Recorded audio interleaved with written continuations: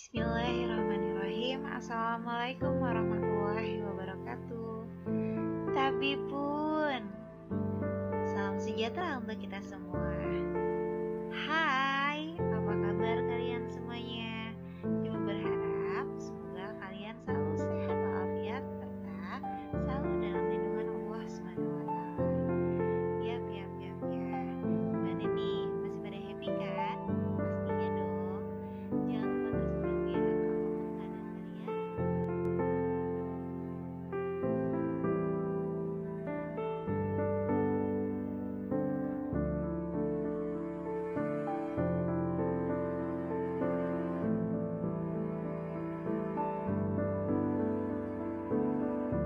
Baik, sebelum kita memasuki materi yang akan kita bahas hari ini, ada baiknya kita perkenalan terlebih dahulu ya.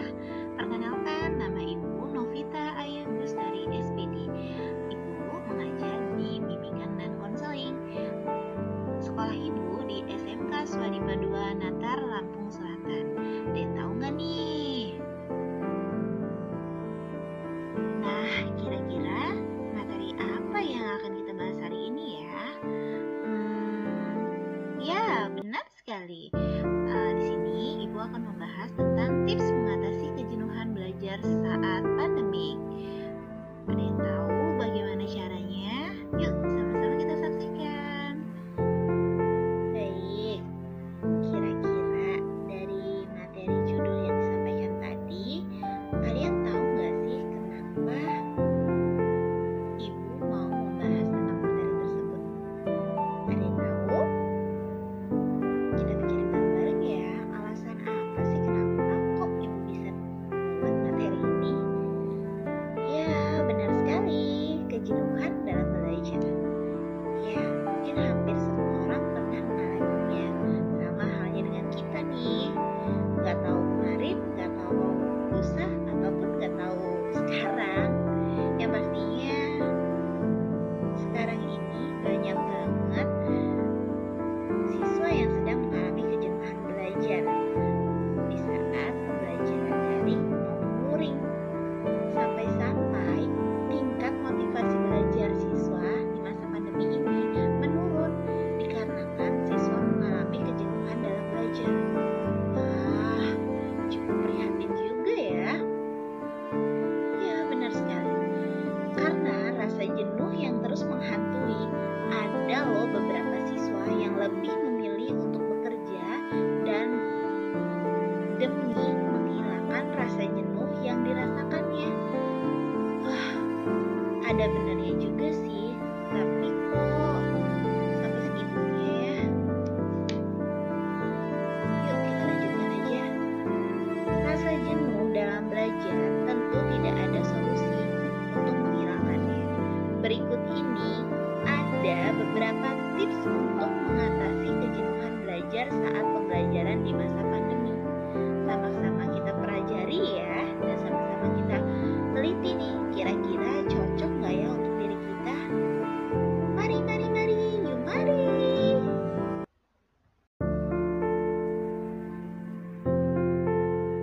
Yang pertama, kenali diri kita sendiri. Gimana ya maksudnya? Tentu kita harus dapat mengenal diri kita sendiri, yaitu mengetahui arah dan tujuan hidup kita akan kemana. Ya, benar juga sih, mau kemana ya kita ini? Ya, benar. Tidak jarang para siswa ataupun kita sekarang ini tidak memiliki arah tujuan hidupnya. Sampai-sampai mereka masih banyak yang salah memilih pekerjaan, jurusan, ataupun masih sampai-sampai bingung untuk memilih kemana tujuan dia akan berlabuh. Kira-kira gimana nih sama kalian? Sudah mengenal diri kalian sendiri atau belum? Yang kedua, luangkan waktu untuk diri sendiri.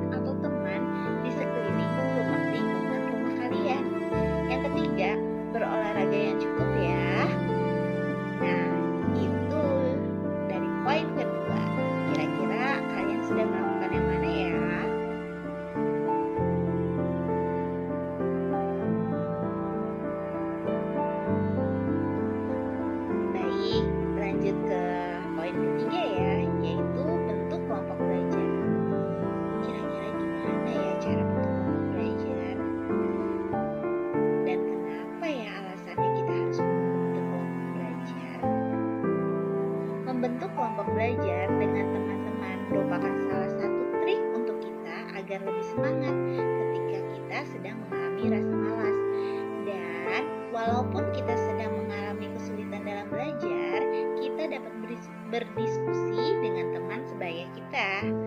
Membentuk kelompok belajar juga bisa secara langsung atau membentuk kelompok dengan grup belajar di media sosial kita seperti WhatsApp, Instagram, ataupun Telegram, dan juga aplikasi Zoom Meeting. Jadi banyak banget ya apa yang harus kita lakukan. Lalu sudah ada belum nih kelompok belajar kalian? Poin yang keempat yaitu tempat. Nah, kadang kita mempunyai tempat di mana kita banyak menemukan ide-ide ataupun kreasi baru dalam mengerjakan suatu hal. Terutama saat belajar, tentunya tempat yang nyaman akan membuat kita tidak merasakan jenuh saat memahami materi yang diberikan. Jadi di sini Ibu ada beberapa contoh tempat-tempat yang nyaman untuk belajar. Yang pertama, tempat ibadah. Benar nggak nih? Tempat ibadah kan kalau selain kita bisa beribadah, kita juga bisa belajar, yaitu bisa mengulas tentang pembelajaran kita kan. Terus yang kedua, alam. Nah, misalkan lokasi persawahan, pegunungan, laut, pinggiran sungai, kolam ikan, dan di bawah pohon. Yang ketiga, kamar pribadi. Asalkan jangan di atas kasur ya.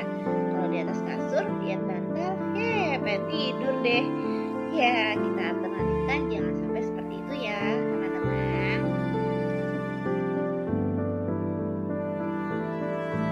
Lanjut ke poin 5, yaitu waktu. Waktu yang tepat untuk memulai belajar salah satunya adalah waktu menjelang datangnya waktu subuh. Di wilayah Indonesia biasa ditentukan waktu sekitar pukul 03.30 WIB sampai menjelang waktu subuh. Kemudian baru subuh sampai menjelang matahari terbit, kira-kira sampai pukul 06.30 WIB. Waktu-waktu yang disebutkan ini adalah waktu yang sangat diberkahi. Selain itu, udara yang ada pada waktu-waktu tersebut adalah udara yang kadar oksigennya terbaik loh. Sehingga apabila kita rutin bangun di waktu-waktu tersebut, kemudian belajar sampai matahari terbit, udara yang dihirup adalah udara yang baik. Sehingga asupan oksigen ke dalam otak kita menjadi tambahan energi positif dan belajar pun menjadi nyaman dan menyenangkan pastinya.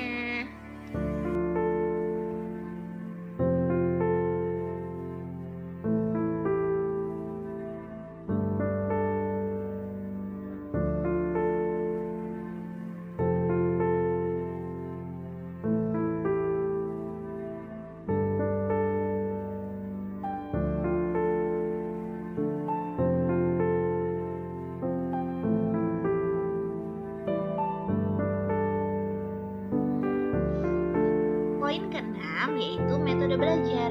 Metode belajar yang bisa diterapkan selama melaksanakan pembelajaran mandiri yaitu ada dua.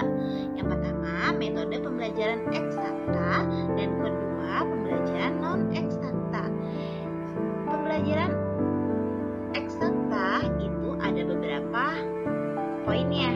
Yang pertama, baca dan pahami berulang-ulang materi sekaligus contoh soal. Yang kedua, siapkan lembar kerja atau kertas coret-coretan. Yang ketiga, jawablah contoh soal dengan baik dengan tidak melihat sumber bacaan di lembar kertas atau kertas coret-coretan. Yang keempat, jika jawaban salah, ulangi sampai kalian bisa menjawab contoh soal dengan benar. Poin yang kedua yaitu pembelajaran non-eksakta. Apa aja sih ciri-cirinya? Yang pertama, baca dan pahami materi 1-3 kali membacanya. Yang kedua, cari contoh permasalahan dalam kehidupan sehari-hari yang berkaitan dengan materi. Bisa juga nih. Yang ketiga, catat apa yang kalian kalian dapatkan dari poin B, misal catat di buku, catatan, atau rangkuman. Nah, kira-kira metode pembelajaran apa nih yang cocok buat kalian? Lanjut ke poin 7, yaitu berdoa. Berdoa dilakukan sebelum, saat, dan setelah belajar. Berdoa di dalam keyakinan seorang muslim adalah suatu kewajiban. Di dalam keyakinan seorang muslim diajarkan salah satu doa untuk menuntut ilmu, yaitu ya Tuhanku, tambahkanlah ilmu kepadaku dan berikanlah aku karunia untuk dapat memahaminya. Amin. Dengan doa yang kita panjatkan, setidaknya kita meyakini diri kita apa yang dilakukan ini adalah baik dan Allah Subhanahu wa Ta'ala mencintai perbuatan baik hamba-Nya. Amin ya rabbal alamin. Jangan lupa berdoa ya.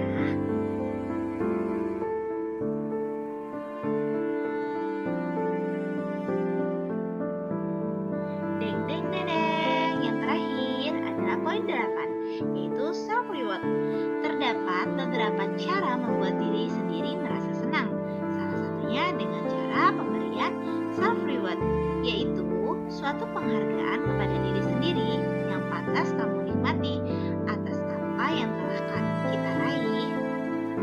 Melakukan self reward ini merupakan bentuk rasa cinta pada diri sendiri, juga rasa ucapan terima kasih kepada diri kita sendiri dengan apa yang telah kita raih. Juga dapat menghilangkan kejenuhan dan tingkat stres pada diri kita sendiri. Benar gak nih? Siapa nih yang sering melakukan seperti ini? Hayo.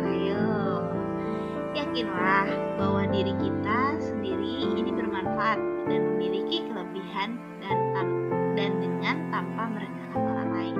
Benar gak nih? Self reward ya untuk diri kita sendiri.